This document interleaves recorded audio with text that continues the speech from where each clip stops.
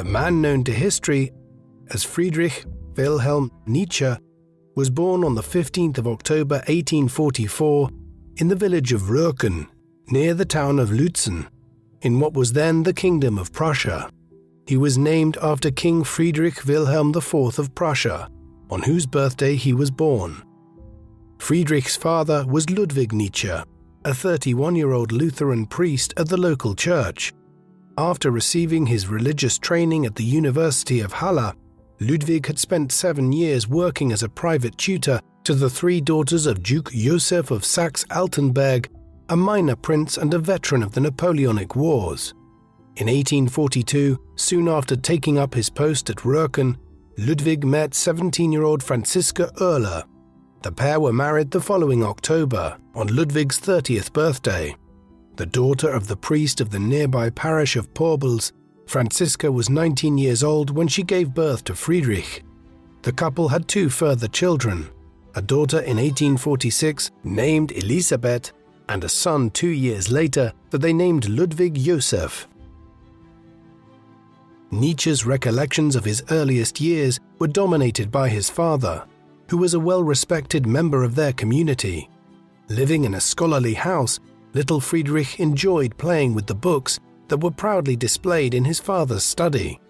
This idyllic existence would soon be disrupted by the revolutions of 1848, which swept across the European continent that spring and summer. The conservative Nietzsches were horrified when the King of Prussia was forced to acquiesce to many of the demands of the Prussian revolutionaries. Yet there were more personal problems soon facing the family. A few months later, Friedrich's father began suffering from a series of seizures, which doctors could not explain, and he died in July 1849. A few months later, in January 1850, Friedrich's younger brother Ludwig Joseph also died, a few weeks short of his 2nd birthday. After the death of his father and youngest brother, Friedrich moved with his family to the town of Naumburg, where his parental grandmother, Erdmutter, and 2 aunts lived. The young 5-year-old Friedrich, nicknamed Fritz, initially struggled to adjust to the more urban life in Naumburg. In 1851, he began to receive lessons from a priest in training named Weber, and soon became close friends with 2 classmates, Wilhelm Pinder, who lived with his family in one of the town's most prestigious houses, and the latter's cousin, Gustav Krug, the son of a prominent local official and accomplished musician. In October 1854, 10-year-old Fritz and his friends were admitted to the Cathedral High School. 2 years later, the Nietzsches moved into a larger house. With a new piano at his disposal, Fritz received lessons from a local choir master and proved a talented musician. In October 1857, not long after his 13th birthday, Friedrich began to suffer from serious headaches. His mother took him out of school until he recovered his health. By the time he returned to school in early 1858, he had written 2 short plays. His literary output continued later in the year on a visit to his maternal relations at Porbels, where he wrote a brief autobiographical account of his young life, including idyllic reminiscences of his father's house at Röhrken. Commenting on the music he heard in his father's church, the 13-year-old Nietzsche defended the classical tradition of Mozart, Haydn, and Beethoven, which leads our thoughts to higher things, while describing the music of contemporary romantic composers such as Liszt and Berlioz as decadent and of limited value from a cultural perspective, as it was being used, quote, solely for enjoyment or to make a public exhibition of itself. Although he would spend his adult life challenging such moral prejudices, the teenage Nietzsche was already displaying the literary talent that would make him a profound writer, critic, and thinker. In September 1858, not long after Nietzsche returned to Naumburg, he received a scholarship to study at the prestigious Pforta boarding school west of Naumburg.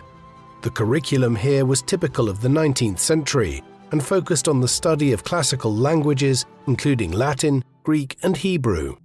While the school timetable provided for 10 hours of studying each day, Nietzsche adapted quickly and was consoled by the proximity to Naumburg, which enabled him to meet his family regularly. However, he regretted being separated from his friends, Wilhelm and Gustav, both of whom continued their studies in the town. After a memorable visit to the university town of Jena during his summer break in July 1859, Nietzsche returned to Pforta in August and finished top of the class in his exams. However, the year was marred by the death of his 72-year-old grandfather, David Uerler, which forced his maternal relatives to move away from Purbels. In the summer of 1860, Nietzsche, Wilhelm Pinder, and Gustav Krug formed a three-man literary society called Germania, agreeing to meet regularly and discuss their respective musical and literary outputs. As part of this pursuit, Nietzsche began writing a Christmas oratorio. In November, he received a lengthy letter from Krug in which he praised Richard Wagner's opera Tristan und Isolde, a tempestuous 5-hour spectacle based on Arthurian legend which had not yet been performed but whose musical scores were already available and being analyzed by critics. For the time being, Nietzsche did not share his friends' enthusiasm for Wagner's work, though that would change in time. He continued to work on his oratorio, but was once again affected by his migraines. Over the course of 1861, he also began to drift towards the music of Liszt, which he had earlier denounced as sinful, and began to take an interest in Slavic and Hungarian folklore. The year also had a transformative impact on Nietzsche's thinking about history and literature. For school, he wrote a provocative essay defending Friedrich Hölderlin, a poet and philosopher who contrasted German barbarism with the achievements of classical antiquity and who had supported the French Revolution. Elsewhere, Nietzsche was inspired by the English poet Lord Byron, in particular his superhuman romantic hero Manfred. Far more controversial was an essay which he composed around this time, which was supportive of Napoleon III, Emperor of the French, and a nephew of Napoleon Bonaparte, whose armies had inflicted so much devastation on Germany a half a century earlier. Nietzsche's text was criticized by both his friends, an early sign of Friedrich's willingness to court controversy in his writing. In the period that followed, Nietzsche's creativity increased as his thinking continued to develop. In an essay entitled Fate and History, Nietzsche came to the realization that an individual who is theoretically free is in fact obeying a wide range of customs and traditions ingrained into them from childhood, which he called fate. For Nietzsche, an individual who was truly free had to constantly battle against the constraints of fate. This realization led him to reject his Christian upbringing, marking the beginning of Nietzsche's lifelong quest to break free from the chains of Christian morality. Despite frequent bouts of poor health and headaches, Nietzsche continued to meet with academic success at Pforta. By the autumn of 1862, he was finally ready to embrace Wagner after the Germania Society acquired a copy of the score of Tristan und Isolde. Sitting at his piano, Nietzsche valiantly joined Krug in making their way through the opera. Nietzsche was so impressed that he took the score with him to Pforta, deaf to Krug's complaints that it was his idea to purchase it. In his efforts to tear down the rules around him, Nietzsche had begun joining his classmates in smoking and drinking. But in the spring of 1863, a teacher ran into him as he and a friend were returning to school from a drunken binge, resulting in him being moved back a semester. His pursuit of his literary interests caused his grades to fall, and he only just managed to pass his final exams in the late summer of 1864. While his friends Wilhelm Pinder and Gustav Krug went to university at Heidelberg, Nietzsche opted to study theology at Bonn, despite his growing religious pessimism. Nietzsche arrived at Bonn in October, accompanied by his Pforta classmate Paul Deussen, who would later become a renowned Sanskrit scholar. Here he attended lectures by the preeminent philologists Otto Jahn and Friedrich Ritschl. Philology is considered a relatively arcane field of endeavor today, yet in the 19th century it was at the cutting edge of European scholarship. As a discipline, It combines literary criticism with analysis of texts and languages, all within a historical framework. It's important to bear this in mind, as most contemporaries considered Nietzsche to primarily be a philologist rather than a philosopher, as he is more often deemed to have been today. As well as this, much of his earlier work falls very clearly into the realm of philology. When he returned to Naumburg for the Easter holidays in 1865, Nietzsche shocked his mother by informing her that he was no longer planning to become a priest. His growing interest in philology had informed him of how myths come into being, and he increasingly recognized that the early Christians had transformed the historical Jesus of Nazareth into a divine figure in a similar fashion.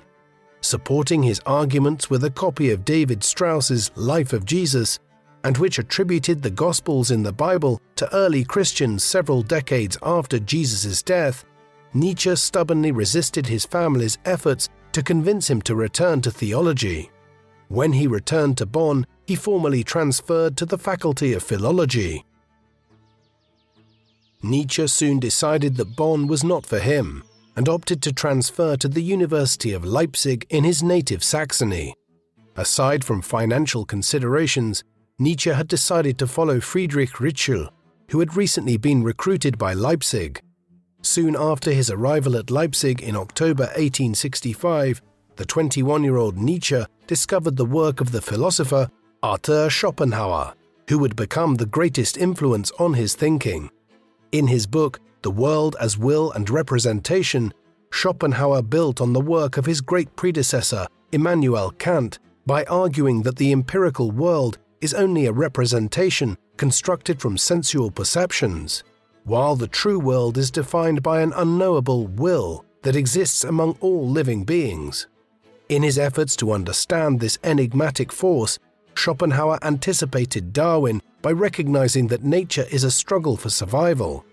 Although humans had achieved a dominant position in nature through superior intellect, Schopenhauer pessimistically saw the human will as one which relentlessly pursues its desires only to encounter boredom after attaining them.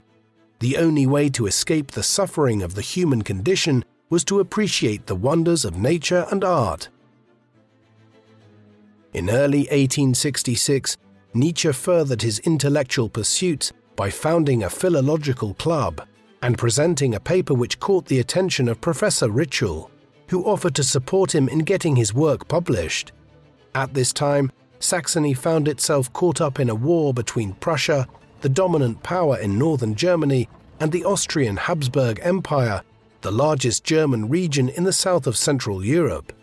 After the Prussians won a decisive victory at Königgrätz in July, Prussia extended its influence and Saxony effectively became a Prussian protectorate. Notwithstanding his academic success, in September 1867, Nietzsche was swept up in the German patriotic fervor and enlisted in an artillery regiment. In March 1868, he was badly injured after falling from his horse. He took advantage of his recovery to work on his academic contributions. Shortly before entering military service, he had written a prize-winning essay on the 3rd century AD Greek historian and biographer of the ancient philosophers, Diogenes Laertius. Laertius is our foremost source for the details of the lives of many of the ancient world's most important philosophers. Men such as Zeno of Citium, the founder of the school of philosophy known as Stoicism. Nietzsche's essay on Laertius was subsequently published in a prestigious journal edited by Ritschl, who would accept 2 more of Nietzsche's contributions in 1868. At just 24 years of age, Nietzsche was firmly on the path to academic stardom when he returned to Leipzig in October 1868, after his military service. Following an introduction from a friend, on the 8th of November, Nietzsche was invited to a private gathering to meet one of his idols, Richard Wagner. After Wagner entertained his small audience by playing extracts from his operas, he and Nietzsche talked about philosophy, and the latter was delighted to hear that his favorite composer was also an enthusiastic admirer of Schopenhauer. At the end of the meeting, Wagner invited Nietzsche to visit him at his home in Lucerne in Switzerland to continue their discussions. As chance would have it, not long afterwards, Nietzsche received an astonishing offer to take up a professorship in classical philology at the University of Basel in Switzerland. Motivated by the salary of 3,000 Swiss francs a year, Nietzsche left for the Alpine country in March 1869 to take on a professorship without even having completed his university degree. Clearly, his early published work had convinced his new departmental colleagues in Basel that the young man was worth hiring, degree or no degree. While he struggled with being away from friends and family in Germany, Nietzsche did make frequent trips to Wagner's villa at Tribschen on the shores of Lake Lucerne after arriving in Switzerland. There he cultivated good relations with Wagner's mistress and future wife, Cosima von Bülow, the daughter of Franz Liszt, whom he would later praise as the model for womanhood. Nietzsche was glad to become part of his idol's intimate circle at a time when Wagner was working on Siegfried, the third part of his epic Ring cycle based on Germanic mythology, while the composer appreciated the young philologist's interest in his work. After spending Christmas with the Wagners, Nietzsche delivered two controversial lectures in early 1870, in which he argued that the ancient Greek philosopher Socrates, a revered figure in the canon of Western philosophy, was partly responsible for the degeneration of Greek culture from the heights of epic poetry and tragedy. He would soon expand out these ideas, arguing that classical Greek culture was actually at its height in the 6th and early 5th centuries BC, and that figures like Socrates in the late 5th century BC, with what Nietzsche viewed as a rather simplistic philosophical approach, represented a decline. In April 1870, Nietzsche had his post at Basel confirmed as a permanent one, but his joy was short-lived after learning that he would be teaching 20 hours a week, a schedule which would leave him little time for his own research and writing. He received a further shock a few weeks later when Wagner informed his close friends that he was intending to move away from Tribschen, his own opera theatre at Bayreuth in Bavaria, under the patronage of his admirer, King Ludwig II, where he hoped to stage his Ring cycle with musicians trained under his direction. A disconsolate Nietzsche wrote to Cosima suggesting that he might leave his academic post after a year or two and follow Wagner to Bayreuth.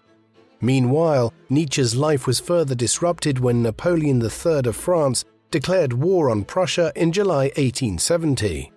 After spending his summer holiday with the Wagners, he obtained leave from the university to serve as a medical orderly in eastern France, and arrived at the headquarters of the Prussian Southern Army at Nancy in Lorraine just before the Prussians defeated the French decisively at Sedan on the 2nd of September 1870.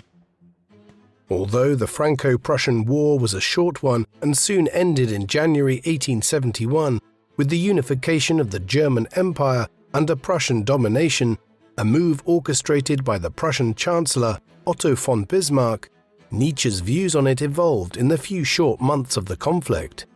This was in part owing to his contracting both diphtheria and dysentery during his time as a medical orderly, conditions which further damaged his always precarious health. As a result, he took a dimmer view of the Prussian aggression by the time the war came to an end.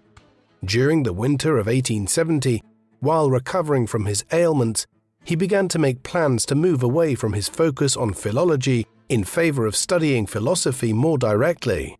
After a joyful Christmas holiday, during which he had the privilege of witnessing Wagner perform his Siegfried idyll as a surprise birthday gift for Cosima, Nietzsche sank into a depression when several friends refused to join him in Basel. Further disappointment followed when Nietzsche's request to take over the chair of philosophy in the university was denied. While recovering his health in Lugano in Italian Switzerland, Nietzsche worked on a study of Greek tragedy, which eventually became a book under the title The Birth of Tragedy, published in December 1871. Nietzsche identified with Greek tragedy a struggle between Apollonian and Dionysian forces, the former representing order and reason, and the latter chaos and emotion. These forces were manifested in the cults of Apollo, the Greek god of music and dance, and Dionysius, the Greek god of wine, excess, ecstasy, and madness. Nietzsche saw music as the highest representation of the Dionysian concept and speculated that the epic poetry of ancient Greece had been inspired by music. The book was dedicated to Wagner, whom Nietzsche argued had emulated the Greek tragedians in achieving a perfect balance of Apollonian and Dionysian elements. The composer was delighted with Nietzsche's work and asked the author to send copies to his patron, King Ludwig of Bavaria, and his father-in-law, Franz Liszt. Although the book proved popular among artists and musicians, the academic community was less enamored by Nietzsche's conjectural approach to philology, and Nietzsche was disappointed to find his mentor, Friedrich Ritschl, among his critics. That said, any reader of The Birth of Tragedy today will find a refreshingly novel insight into classical Greek culture. Nietzsche was already very much carving out his own path by the early 1870s when it came to his interpretations. Nietzsche saw himself along with Wagner as the vanguard of a movement striving to return German culture to the heights it had attained at the turn of the 19th century, the era of Kant, Mozart, Goethe, and Beethoven.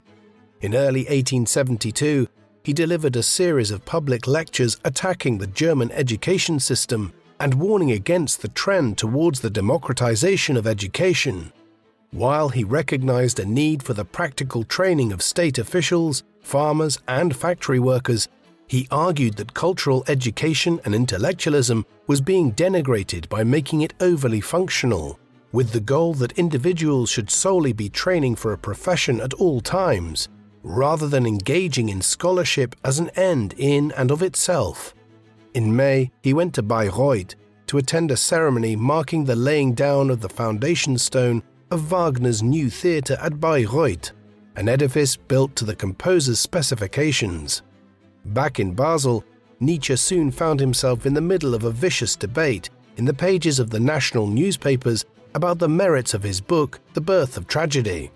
While he appreciated the publicity, he realized that most of his fellow philologists were against him, and after spending his summer holidays in Italy, Nietzsche returned to Basel to find that only 2 students had signed up to his course on Greek and Roman rhetoric. He was forced to abandon a second lecture course on Homer altogether. Unperturbed, Nietzsche now decided to work on a study of pre-Socratic Greek philosophers, which he hoped to publish under the title Philosophy in the Tragic Age of the Greeks, in time for Wagner's 60th birthday in May 1873. When he visited the Wagners in early April in Bayreuth to inspect construction work on the theatre, Nietzsche's reading from his latest work received a somewhat cool reception, and his efforts to lighten the mood by playing one of his compositions on the piano were likewise received awkwardly. By early May, Nietzsche had almost finished his new book when he became distracted by the publication of The Old and New Faith by David Strauss, the writer whose Life of Jesus had inspired Nietzsche to give up religion. Now, 4 decades after the Life of Jesus first appeared, Strauss's latest work set out a vision of progressive Christianity that labeled Schopenhauer's pessimistic diagnosis of the human condition as the product of a, quote, putrefying brain. Nietzsche was infuriated by this and wrote a polemical essay targeting Strauss as the representative of a contemporary cultural Philistinism in Germany that had stopped seeking truth and beauty and instead looked for easy and comfortable answers. This polemic of Nietzsche's against Strauss was the first of a series of 4 essays which would eventually be published together in 1876 under the title Untimely Meditations. In the next installment, under the heading On the Use and Abuse of History for Life, Nietzsche argued that it was worth studying the past as a reminder that it was possible for humanity to achieve greatness, but warned against hero worship and myth-making, suggesting that periodically the past should be re-examined with an eye to the future. Nietzsche then proceeded to attack the scientific approach to history in Germany, which served to undermine the power of the past. In another essay from this time, entitled Schopenhauer as Educator, he praised the manner in which Schopenhauer sought to liberate his readers from convention. It certainly influenced Nietzsche. He was nothing if not original in his views. For the fourth of his untimely meditations, Nietzsche turned his attention to art with a piece entitled Richard Wagner in Bayreuth. Although he had written most of it by early 1875, he was once again struck down by ill health that would leave him almost blind. Scholars have debated what afflicted Nietzsche for well over a century.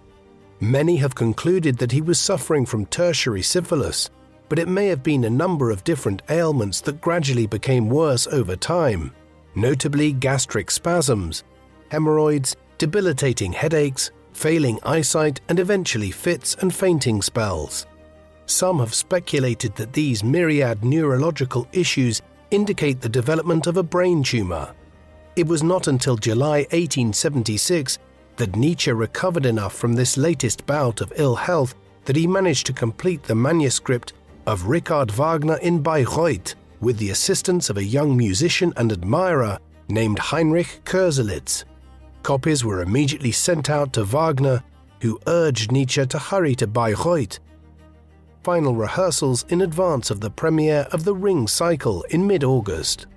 Nietzsche arrived there by the 22nd of July, but found the town full of aristocrats who were there for the social occasion rather than any particular appreciation of Wagner's work.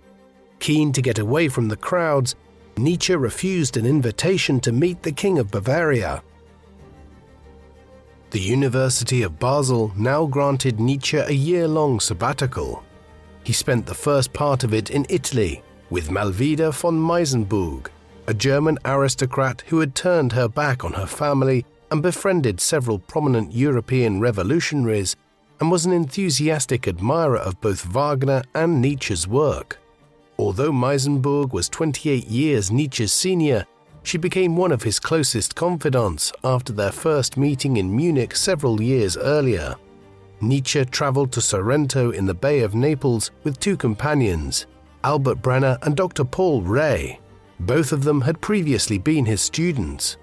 Under Rey's influence, Nietzsche found himself questioning Schopenhauer's more pessimistic writings. He also became embroiled in a disagreement with Wagner at this time, whose German nationalism Nietzsche was increasingly critical of.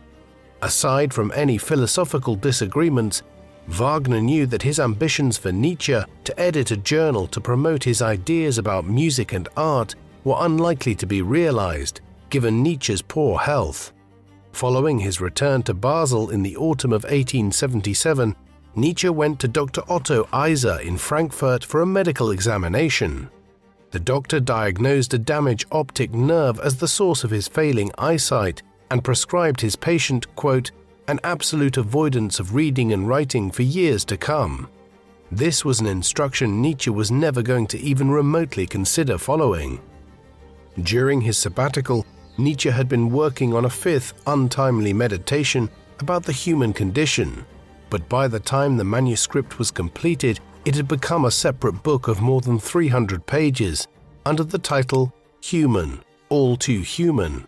This was published in the spring of 1878, composed of a series of 638 aphorisms intended to communicate his thoughts concisely, if not systematically. Nietzsche argued that there were no eternal truths, and that the efforts of Kant and Schopenhauer to discover such truths were fundamentally misguided. In a dramatic reversal of his earlier views, Nietzsche now placed science on a higher level than art, arguing that small scientific discoveries had done much to advance human progress. While Nietzsche continued to acknowledge the importance of art, he described it as a bridge to facilitate the transition from religion and superstition to his free-spirited way of thinking. Indeed, the subtitle of the book was A Book for Free Spirits. Elsewhere in the book, he continued his relentless attack on Christianity by asserting that its core precepts had no rational and scientific basis, that its notions of good and evil were social constructs which had no place in the modern world. Nietzsche knew that his new book would infuriate Wagner and chose not to send him a copy. Later, he heard from his and Wagner's publisher, Ernst Schmeitzner, that the composer had acquired a copy of the book but did not read much of it before setting it aside in order not to disturb the positive impression he had of Nietzsche's early work. Many of Nietzsche's friends were equally critical after reading the book and were especially troubled by his rejection of morality. In response to his critics, Nietzsche doubled down by writing a second part entitled Mixed Opinions and Maxims, offering another 400-odd aphorisms in which he argued that Christian humility and self-denial was in fact a manifestation of a self-centered desire to avoid eternal damnation, and that Christianity was a cult of suffering. Nietzsche's deteriorating health prompted him to request to be relieved of his duties at the University of Basel in May 1879. By now in his mid-30s, his thinking had evolved considerably during his years at Basel, though over the course of the next decade he would have to eke out an existence as an independent philosopher with a pension of 3,000 Swiss francs a year from the university and occasional financial support from friends and family. However, despite his poor health and the manner in which his work in the 1870s had strongly divided opinion, Nietzsche was about to embark on the most productive period of his life, as the liberation from his academic duties freed him to research and write to an unprecedented extent. By the autumn of 1879, he had already put together another collection of free-thinking aphorisms entitled The Wanderer and His Shadow. In this, Nietzsche denounced the promotion of abstract concepts such as the salvation of the soul, arguing that human beings should not be troubled by metaphysical considerations. Addressing an age-old question about the state of nature, he attacks Jean-Jacques Rousseau's notion that man is born free but everywhere is in chains, arguing that rather than voluntarily giving up part of their freedoms for the social good, human communities evolved in response to external threats, and the earliest forms of justice were no more than legalized systems of revenge. By giving his book the title The Wanderer and His Shadow, Nietzsche used his aphorisms to explore positive and negative aspects of the same issue. For instance, addressing the impacts of war, Nietzsche asserted that while war was clearly a destructive force, it can also provide the necessary catalyst to rejuvenate stagnant communities and resolve long-standing tensions within them. These views were often controversial, but many of the ideas outlined in The Wanderer and His Shadow are now widely incorporated into the field of anthropology and the study of early human societies. The winter of 1879 proved disastrous for Nietzsche's health, and he spent 1880 on the move, seeking more amenable climates. In February 1880, he went to the northern Italian lakes, where he met up with Heinrich Koselleck and accompanied him to Venice. Nietzsche enjoyed Venice in the company of his young friend, whose support in transcribing Nietzsche's barely legible drafts into a fine copy proved indispensable. But the summer heat compelled him to move to the fashionable spa town of Marienbad, now in the Czech Republic. After returning to Naumburg in September, he returned to Italy in October to preempt the onset of winter and settled down in Genoa. Here Nietzsche was prodigiously busy, and by February 1881 he had completed his draft of Morgenröte, or Morning Glow, which was published in June. While Nietzsche had high hopes for the book, it would prove to be one of his lesser-known works, though it allowed him to further develop his ideas about Christianity's harmful impact on human development, while expressing his appreciation for Eastern religions, in particular Buddhism, which had largely cast aside the need for gods in favor of a quest for the spiritual fulfillment of the individual. January 1882 saw Nietzsche in unusually good health, and he was glad to have the company of Paul Rée, who had brought a typewriter with him to help Nietzsche with his work. Typewriters had only really become commercially available from the late 1860s onwards, and Nietzsche, who was trying to use one in a sustained manner for the first time, initially struggled to operate the machine, straining his eyes to make sure that he was pressing the right key.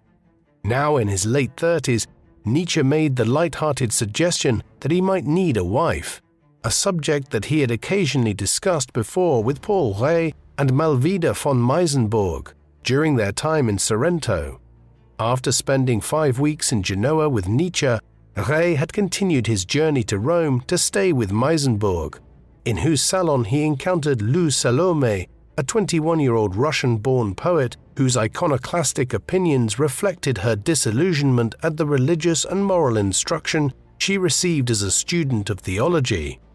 Rey insisted that Nietzsche ought to meet this extraordinary prodigy, and after a brief stay in Messina in Sicily, Nietzsche arrived at Rome in mid-April.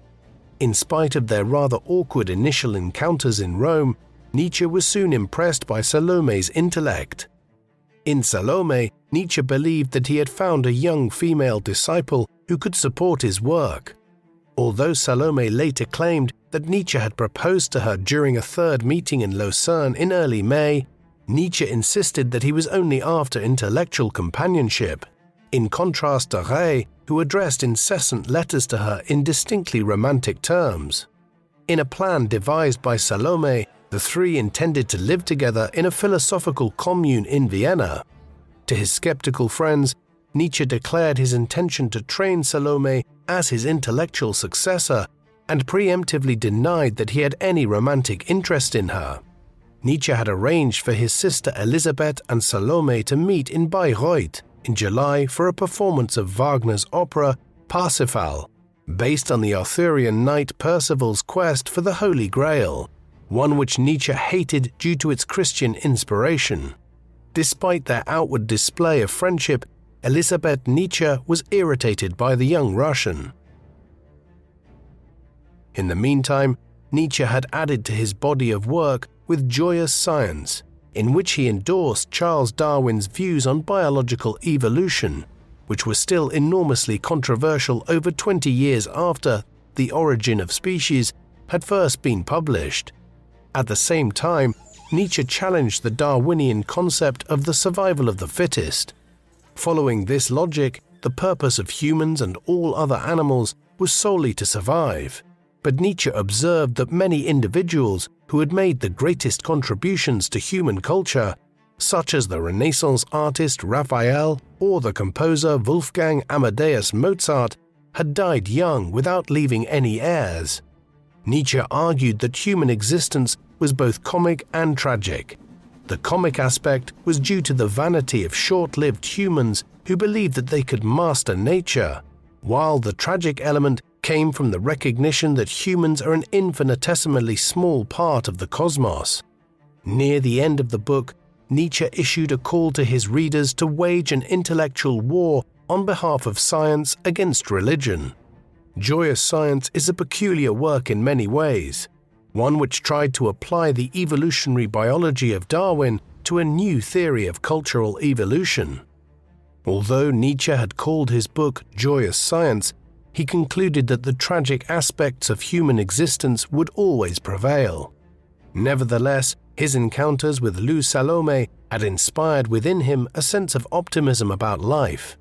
In August 1882, the two spent 3 weeks in philosophical discussions in the Tautenberg forest in Saxony, which Nietzsche hailed as one of the happiest times of his life.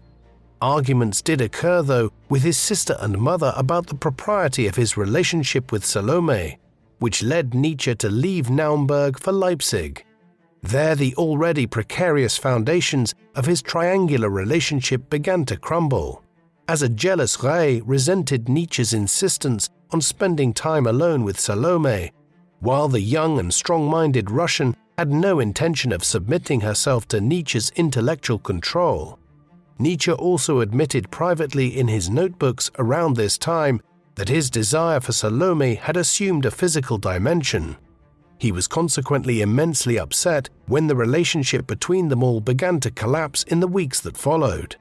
Plunged into a deep depression and resorting to taking growing quantities of opium to treat both his physical ailments and his emotional pain, Nietzsche continued an acrimonious correspondence in the months that followed with his erstwhile companions from his retreat at Rapallo in Italy, all to no avail as they drifted apart. As emotionally turbulent a period as this was for Nietzsche, it proved an intellectually productive one. as he began working on what is often deemed to be his most important work, Thus Spake Zarathustra.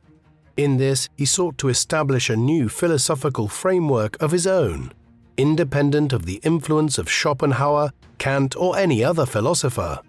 This singularly Nietzschean philosophy was expressed via the mouthpiece of the ancient Persian philosopher Zoroaster, who gave his name to Zoroastrianism, the world's first monotheistic faith, one which had flourished in Mesopotamia and Persia in the first millennium BC, and in which the creator god, Ahura Mazda, was involved in an eternal struggle with the demon Ahriman. Although Nietzsche rejected the dichotomy of good and evil introduced by Zoroastrianism, one which had clearly influenced the development of Christianity, he saw Zoroaster as a prophet who had challenged the status quo, hence his motives for expressing some of his own philosophical ideas through the mouthpiece of the Persian prophet. Nietzsche wrote the first part of Zarathustra within the space of 10 days in late January 1883. A couple of weeks later, he learned that Richard Wagner had died unexpectedly in Venice.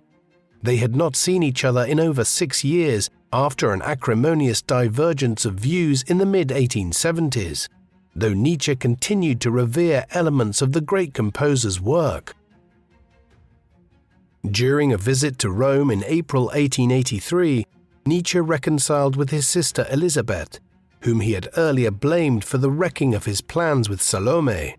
By June, he was back at his favorite Swiss mountain retreat of Sils Maria, where he expressed his anger at his Leipzig publisher Ernst Schmeitzner for delaying the publication of the first part of Zarathustra. Nietzsche speculated that Zoroaster's declaration in the book that, quote, "God is dead," surely one of the most famous lines of modern philosophy, had led Schmeitzner's printer to sit on the manuscript and delay its publication. The text was paradoxical. On the one hand, Nietzsche argued that the advent of science and modernity was leading to a growing secularism, one which would eventually lead to the death of Christianity. Yet on the other hand, Zarathustra is evidently framed in the text as a parallel to Jesus Christ, and Nietzsche even referred to his book as a fifth gospel. These contradictions can be explained when we see that Nietzsche was arguing that man was now moving to a new stage of evolution after the religiosity of the past, one in which a new Übermensch, Overman or Superman, one based on rationality and a higher culture, would emerge. By July, Nietzsche had completed the second part of Zarathustra, consisting of 22 further discourses in which he went further than ever in denouncing the hypocrisy of Christians seeking self-negating virtuousness for the sake of a heavenly kingdom. Nietzsche began to develop the idea of the will to power, substituting Schopenhauer's image of nature as a struggle for survival with a struggle for mastery, arguing that no relationship between two humans is without a desire to gain control over the other. As he elaborated on the concept, Nietzsche argued that Christianity had only been able to succeed because the emperors at the heart of the Roman Empire had realized in the 4th century that adopting the new religion served their material purposes well, and that the Church soon became estranged from the moral message of Christ as the bishops of Rome sought ever greater power in medieval times. What was needed was a new morality entirely. In the third part of Zarathustra, completed in early 1884 during a stay in Venice, Nietzsche portrays Zoroaster returning to the mountains, where he draws the depressing conclusion that since time is infinite, everything in life is an eternal recurrence of what has already happened before, and will happen again, and that humanity as a collective would never fully evolve, though in the end, Nietzsche's Zoroaster or Zarathustra still finds comfort in the notion of eternity. Although Nietzsche intended this to be the final part of a Zarathustra trilogy, in January 1885 he wrote another 20 Zarathustra scenes of such an explicitly sacrilegious nature that he decided to limit the print run of this fourth part to 40 copies that he distributed among a select circle of friends. These exclusive copies were printed by the Leipzig printer Konstantin Naumann who had also printed the first 3 volumes at Schmeitzner's request. By this point, Nietzsche had broken off with Schmeitzner. Meanwhile, Nietzsche received news that his sister Elisabeth was planning to marry Dr. Bernhard Förster, a Wagner-file teacher who was planning to found a German nationalist community in South America after his radical opinions cost him his teaching jobs.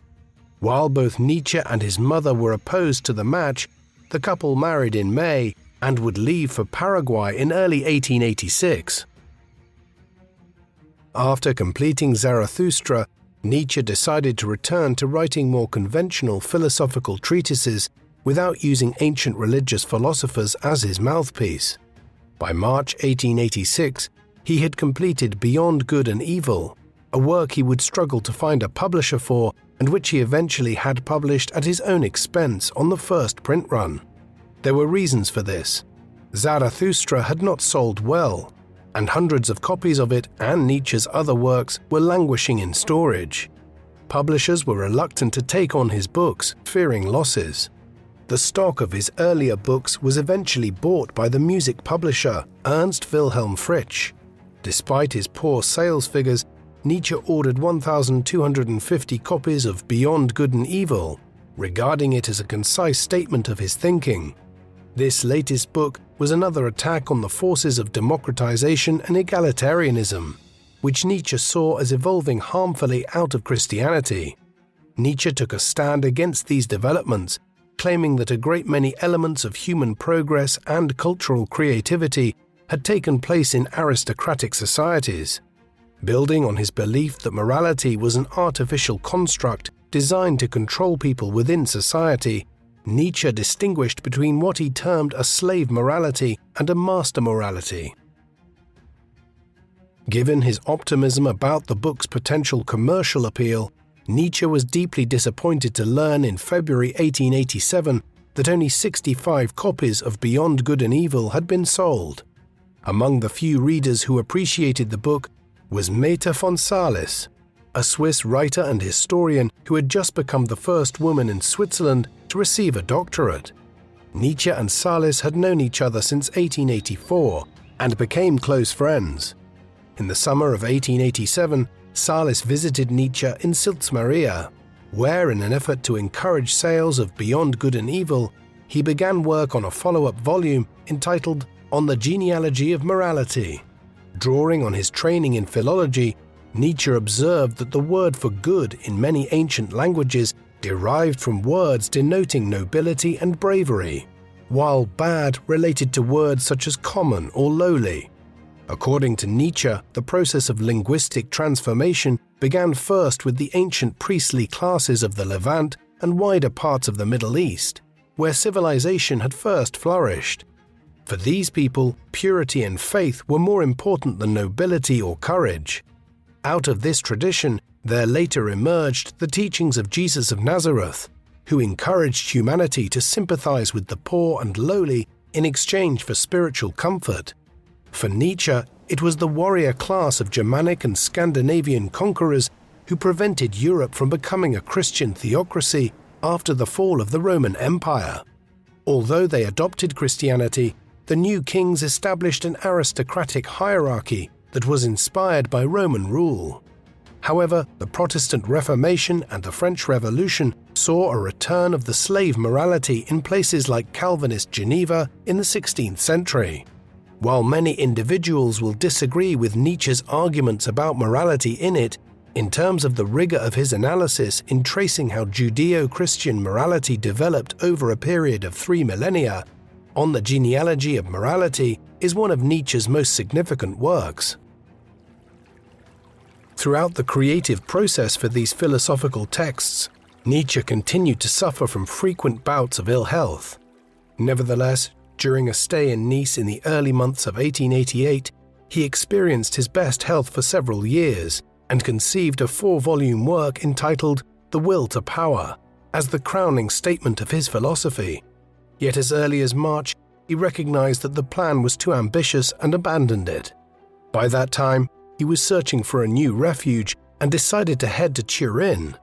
The city's climate and its music culture delighted Nietzsche. who remained for 3 months until leaving for Maria.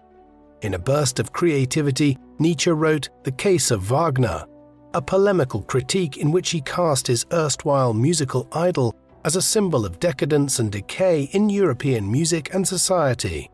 He continued with The Twilight of the Idols, a series of light-hearted attacks on all the philosophical and religious doctrines Nietzsche opposed, with a title parodying the final opera in Wagner's Ring cycle, The Twilight of the Gods. This was followed by The Antichrist, an investigation into the origins of Christianity, one in which Nietzsche argued that while Jesus, whose kingdom of God was both in the future and in the present, had encouraged his followers to live free from hatred and resentment, the early Christians imposed a doctrine of judgment that used the concepts of heaven and hell as a system of rewards and punishments. Nietzsche compared Jesus' original teachings to those of Buddhism, remarking that Buddhism makes no promises but keeps them. Christianity promises everything but keeps nothing. Nietzsche had returned to Turin in September. To mark the occasion of his 44th birthday on the 15th of October 1888, he decided to write an autobiographical work under the title Ecce Homo, or Behold the Man, the words attributed to Jesus' executioner, Pontius Pilate, as he presented him to the Jewish crowd. In this short volume, Nietzsche hoped to clear up misunderstandings about his work to date. Under provocative chapter titles such as Why Am I So Wise and Why I Write Such Good Books, Nietzsche explored his upbringing, his poor health, and the thinkers and artists of the past who had inspired him, both positively and negatively. In his defense of his own work, Nietzsche suffused the text with exaggeration, claiming that his Zarathustra was superior to anything that Goethe, Shakespeare, or Dante had ever produced. Ecce Homo should not be read literally in all places, and clearly whether in his boastful passages about his literary prowess or in the sarcastic titles of the chapters, Nietzsche was being humorous. Having written Ecce Homo in the space of 3 weeks, he returned to the split between himself and Wagner many years earlier, something which still clearly troubled him deeply. Compiling extracts from his previous work, he argued that it was not he who had changed his mind about German culture back in the mid-1770s, but Wagner, in becoming increasingly nationalistic and pandering to the popular mood of the day. Nietzsche's burst of immense activity in the 1880s was soon to come to an end. At the end of the year, his mental state suddenly deteriorated. He became prone to fits of anger, and in his delusions of grandeur, he wrote letters addressed to Kaiser Wilhelm II and Bismarck denouncing their doctrines. While in correspondence to friends, he wrote about forming an anti-German league and bringing down the German Empire. In a letter to Meta von Salis, dated the 3rd of January 1889, Nietzsche declared that God is on earth, and claimed to have imprisoned the Pope and ordered Kaiser Wilhelm and Bismarck to be shot. According to an account published after his death, Nietzsche's condition became public when he saw a horse being flogged by its driver in the streets of Turin and ran to protect it, before collapsing at its feet. Clearly, he was deeply unwell, and both those who argue that he was syphilitic or suffering from a brain tumor agree that whatever his condition was, it became much worse in the course of 1888 and 1889. As news of his erratic behavior spread, Nietzsche's family hurried to have him brought back to Switzerland. After a series of medical examinations, which determined that Nietzsche may have been suffering from syphilis contracted as a young man, the philosopher was transferred to the care of his mother, Franziska, in Naumburg. For a year or two, Nietzsche could still string together a few coherent sentences in conversation, but over time his condition worsened irreversibly.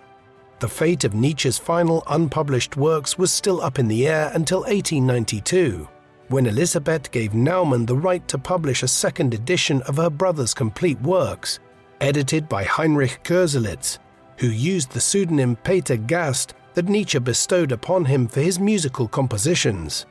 Elisabeth's ill-fated Paraguayan adventure had come to an end, and its failure had caused her husband to take his own life in despair. In 1893, she decided to take control of the whole process, sidelining Koselle's and writing her own biography of her brother, in which she resumed her vengeful attacks against Lou Salome, blaming her in part for her brother's psychological collapse. In 1895, after an argument with her mother about the publication of the Antichrist, Elisabeth brought out her mother's rights to future royalties. When Franziska died in April 1897, Elisabeth moved her brother to the Villa Silberblick near Weimar, where she received admirers of Nietzsche's works and took them to see him despite his condition. On the 25th of August 1900, a couple of months shy of his 56th birthday, Friedrich Wilhelm Nietzsche died at Villa Silberblick, following a heart attack. 3 days later, he was buried beside his father at the parish church in Röcken, despite the protests of the vicar. Following a tumultuous life in which he struggled against persistent illness to become firstly a distinguished academic and secondly an original thinker, who sought to dismantle conventional morality, the iconoclastic anti-Christian philosopher found his final resting place in a Christian graveyard. In a further irony, just as Nietzsche argued that Jesus' followers distorted his teaching after his death, Nietzsche's own thinking was misrepresented by imperialists, communists, and fascists, who adapted his concepts of will to power, master morality, and the Superman for their own ends. The worst culprit of all was Elisabeth Forster Nietzsche, who promoted her brother as a German nationalist and anti-Semite, and was received by Adolf Hitler on several occasions before her death at the age of 88 in 1935. Both Wagner and Nietzsche had their work exploited by the Nazis towards their own political ends in the 1930s and early 1940s. There are very few philosophers in human history who have left behind as contentious a legacy as Friedrich Nietzsche did.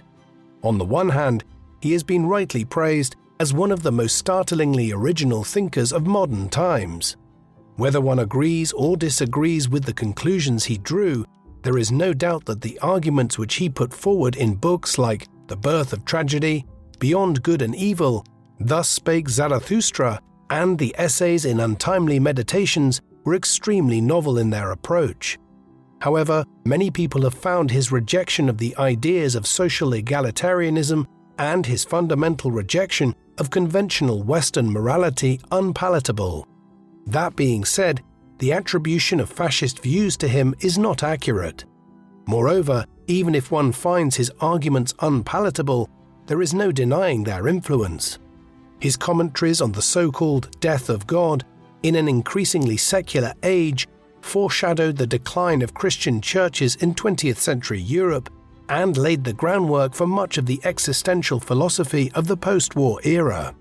Many of Nietzsche's arguments about the evolution of society have also been absorbed to varying degrees into the fields of history, anthropology, and sociology.